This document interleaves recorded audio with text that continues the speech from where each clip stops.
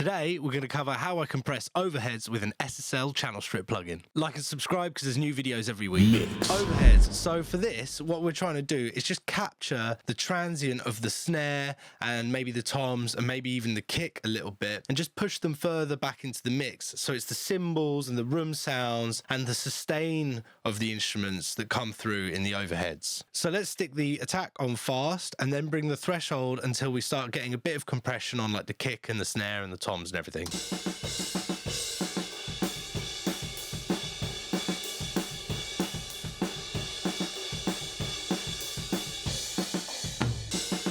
So we're getting like 3 dB on the kick and about 6 dB on the snare. Let's play with the ratio and see what happens if we bring that down lower, see if it starts ignoring the kick or anything like that.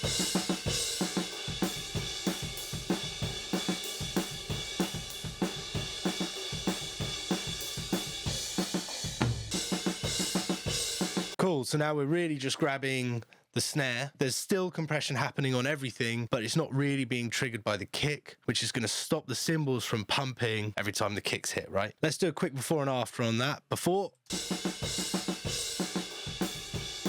After.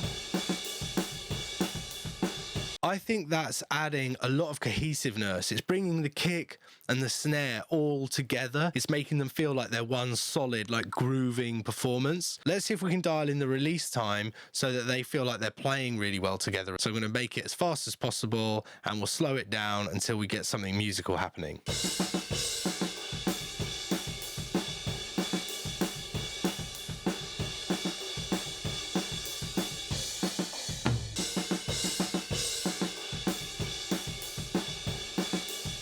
So yeah, up towards like 1 second, definitely too slow for this song. It's definitely making it feel a little bit lifeless. I think as fast as possible does sound good, but maybe it's a little bit too pumpy.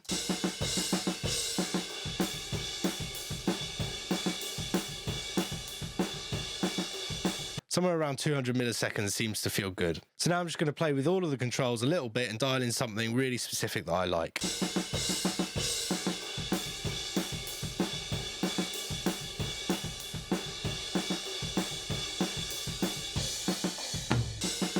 Let's do a before and after to check we actually like what we're doing. So before.